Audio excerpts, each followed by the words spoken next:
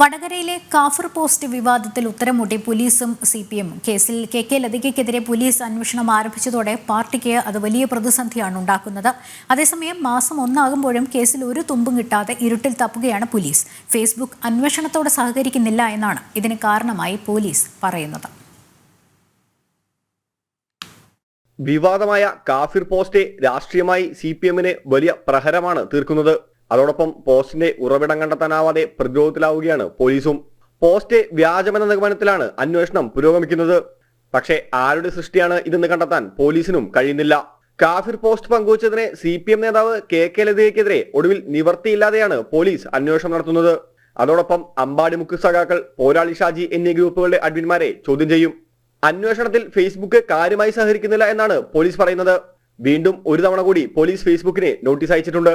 നോട്ടീസിന് അനുകൂല മറുപടിയില്ലെങ്കിൽ കടുത്ത നടപടിയുമായി മുന്നോട്ട് നീങ്ങാനാണ് പോലീസിന്റെ തീരുമാനം. എന്തായാലും കേസുമായി മുൻപോട്ട് പോകാനാണ് കോൺഗ്രസിന്റെ തീരുമാനം. അന്വേഷണം അട്ടിമറിക്കാനുള്ള ശ്രമങ്ങൾ ഉണ്ടായാൽ അതിനെ രാഷ്ട്രീയമായി നേരിടുമെന്നാണ് കോൺഗ്രസ് നേതാക്കൾ വ്യക്തമാക്കുന്നത്. ജനം, കോഴിക്കോട്.